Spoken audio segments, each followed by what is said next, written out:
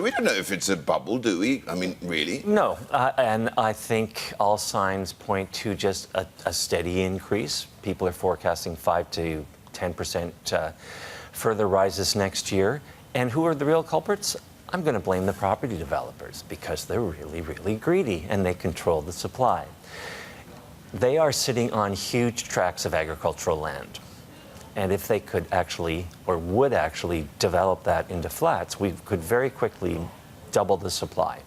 And we were waiting to hear something from Carrie Lam on this during the budget or just afterwards. And yeah, it was deafening silence. And I was speaking to the CEO of one of the major property companies, and he said no signal from the government whatsoever. I mean, the problem is the government, I guess, is being a little bit greedy too. They're expecting big land premiums to be paid for the right to convert this agricultural property into residential units. There's been some moves in that direction, haven't there been, Freddie? There have. New World, no, I beg your pardon. Henderson is doing sort of a pilot plan, but most of the developers are sitting on much larger tracts of agricultural land than they have in their standard land banks, and they're just literally lying fallow.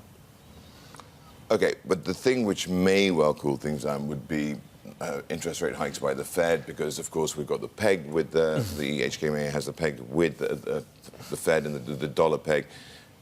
That's bound to feed into higher interest rates here. It is, but money is so cheap right now. You can get a mortgage for less than 2% from HSBC if you go in and actually ask for it.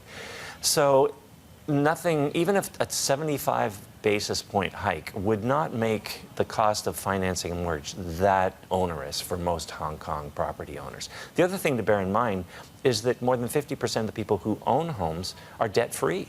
So they're never going to feel the squeeze when interest rates go up.